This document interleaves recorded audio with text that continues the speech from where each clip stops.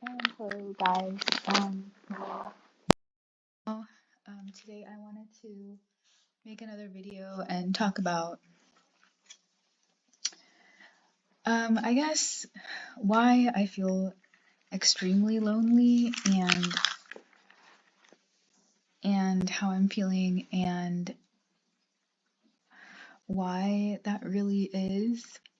And I know that it's 2025 and that we're in the loneliness epidemic or the loneliness pandemic right now, and how that's like really, really bad because loneliness increases inflammation in your body and that affects all of your organs. So, your heart, your intestines, your liver, your brain, your entire nervous system, like your genitourinary organs.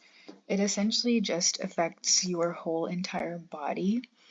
And increased inflammation in the body is a really, really big risk factor for all sorts of diseases, like, well, namely cancer, but also cardiovascular disease, which is heart disease, diabetes, hardening of arteries, high cholesterol, high blood pressure, and autoimmune diseases, other inflammatory diseases, and then also immune system problems, so dysfunctional immune system, and overall increase in inflammation or just overall inflammation in the body is just really, really bad for your health.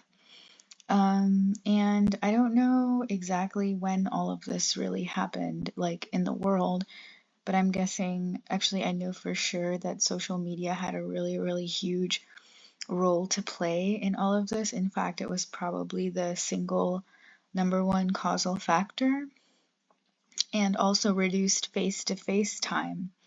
So, like, people don't interact with each other as much, so there's not a lot of eye-to-eye contact for some reason.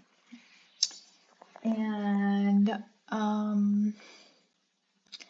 yeah, so that's why I wanted to talk about what I wanted to talk about right now, and how loneliness is really contributing to my feeling of unhappiness. And I thought I would talk through it to make myself feel better, to make myself a lot better than what I am feeling right now. So, growing up, I didn't have a lot of friends and I was pretty lonely.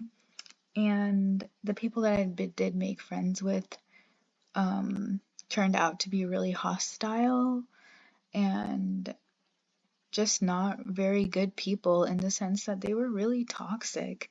Like, they would be jealous of you, they would get jealous of you, they would talk about you behind your back, they would not let you feel happy, they would always tell you that they're better than you, they would always put you down, and like a whole host of other toxic behaviors.